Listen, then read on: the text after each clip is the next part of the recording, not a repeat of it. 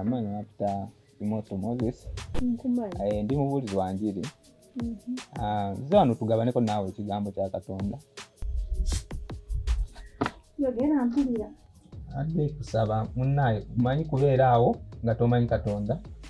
Ne Bible egamba iti Yesu ye kubo amazima n'obulamu.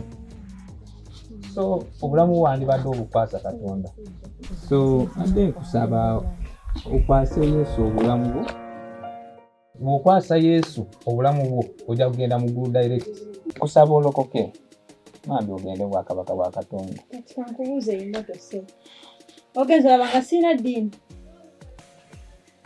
Si byampaka.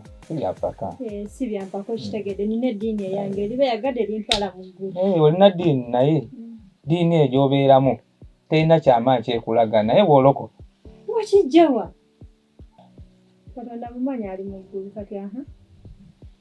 Naye obadde ngamba bugambi nti wandirokose. Sobola kutambulira bwerere kubuulira enjiri ate n'otalokoka.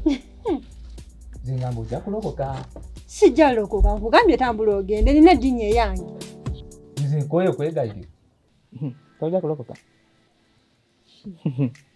Kugambye sobola lokoka nina eddiini eyange naye kati lwaki neeyogerezaako Nze kugambye tojja kulokoka. Sijja lokoka byampaka. Ojja kulokoka. Tukabira wansi wa. Sandala kumanyi. Tukabira wansi.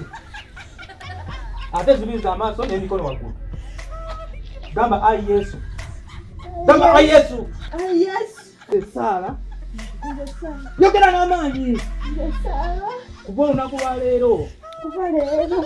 Ndokose. Ndokose. Sangula amanya gange. Sangula amanya gange. Mu kitabo ekyokufa. Sangula amanya gange mu kitabo kyo. Ogawandiike. Ekitabo ky'obulamu. Kanzije kusange ng'ovudde mu bulokozi ojja kungwako.